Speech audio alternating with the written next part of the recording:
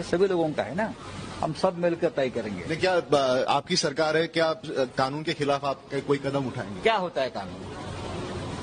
वो लड़की ने जो बात किया वो कानून के रिस्पेक्ट है क्या? आप क्या वो हरामखोर लड़की की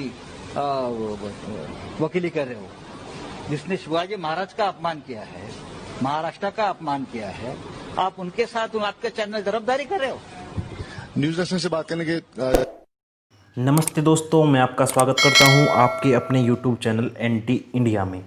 और आज हम एक ऐसे शख्स के बारे में बात करने वाले हैं जिसने मुंबई को अपने बाप की जागीर समझ के रखा हुआ है। तो दोस्तों, जब से सुशांत सिंह राजपूत का केस हुआ है, इसमें बॉलीवुड के घिनौने चेहरों की परत एक के बाद एक निकलनी शुरू हो गई है। चाहे बॉलीवुड का कोई एक्ट्रेस हो या एक्टर हो, सबके मुंह से सेकुलरिज्म और न्याय का मुखौटा उतर गया है। अब राजनीतिक पार्टियां भी खुलकर देश की न्याय व्यवस्था और सुशांत सिंह राजपूत के खिलाफ खड़ी हो गई हैं। अगर कंगना रनावत और विवेक अग्निहोत्री जैसी मशहूर हस्तियों को अलग रख दें तो सबके असली चेहरे दिखने लगे हैं। कंगना अकेली ऐसी बहादुर महिला हैं जो खुलकर बॉलीवुड के नेपोटिज्म, आईएसआई और ड्रग कनेक्शन के बारे में बोल रही हैं। और यही बात बॉलीवुड और शिवसेना सोनिया सेना के लिब्रांडो को हजम नहीं हो रही है। क्योंकि कंगना की हिम्मत कैसे हुई जो उसने गैर भाजपाई सरकार से सवाल पूछ लिया, क्योंकि पूछने और बोलने की आज़ादी तो भैया सिर्फ लिब्रांडुओं और आईएसआई के बॉलीवुड एजेंटों को है, वो भी बस मोदी सरकार से। तो बात यह हुई कि बीजेपी की एमएलए ने महाराष्ट्र सरकार को कंगना की सुरक्षा पर चिंता जताते हुए कहा कि कंगना को सुरक्षा देनी चाहिए, क्योंकि कंगना एक ऐसे संवेदनशील मुद्दे पर बात कर रही हैं जो हो सकता है उनकी जान को खतरा हो। तो इस ट्वीट का जवाब देते हुए कंगना ने कहा कि मुझे माफियाओं से ज़्यादा अब मुंबई पुलिस से डर लगता है, और वैसे लगे भी क्यों ना, क्योंकि हाल ही में पालघर साधु का केस हो या सुशांत सिंह राजपूत का केस, जिस तरह से पुलिस ने सराहनीय काम किया है, तो मुंबई पुलिस से डर लगना तो लाजमी है। तो इसी वजह से कंगना रनावत ने मुंबई को पीओके से कंपेयर कर दिया। और वैसे कंपेयर किया भी क्यों ना जाए, जिस तरह से मुंबई में लोगों और पत्रकारों की आवाज़ दबाई जा रही है, यह सच में एक शर्मनाक बात है। फिर चाहे अर्नब गोस्वामी के सोनिया गांधी को अंटोनिया माइनो कहने पर 11 घंटे तक की हुई पूछताछ हो, या उसी रात अर्नब गोस्वामी पर कांग्रेसी गुंडों द्वारा हमला, यह सब बोलने और लोकतंत्र की आज़ादी का गला घोटना ही तो है। और वैसे भी सबसे बड़ी बात यह है कि दिन रात फासिज्म चिल्लाने वाले पत्रकार चुप रहे, क्योंकि अर्नब गोस्वामी ने गलत सरकार से सवाल पूछा था। तो कंगना के पीओके वाले बयान पर सोनिया सेना और शिवसेना के हरामखोर नेता संजय राउत ने कहा कि कंगना को मुंबई नहीं आना चाहिए, जैसे कि मुंबई संजय राउत के बाप की जागीर है, और कंगना को हरामखोर लड़की तक कह दिया।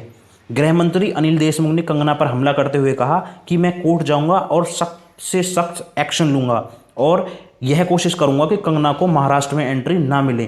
तो इस पर कंगना ने हमला करते हुए कहा कि आपकी पार्टी अब तालिबान जैसी हरकतें कर रही है। तो कंगना को हरामखोर कहने वाले संजय राउत पर ना तो किसी पत्रकार ने आपत्ति जताई, ना ही किसी तथाकथित फेमिनिस्ट ने, जबकि कुछ दिन पहले मेजर गौरव आर्या ने नेपाली प्रधानमंत्री केपी ओली को चाइनीज एम्बेसडर हो यांकी द्वारा हनी ट्रैप का शिकार बताया था।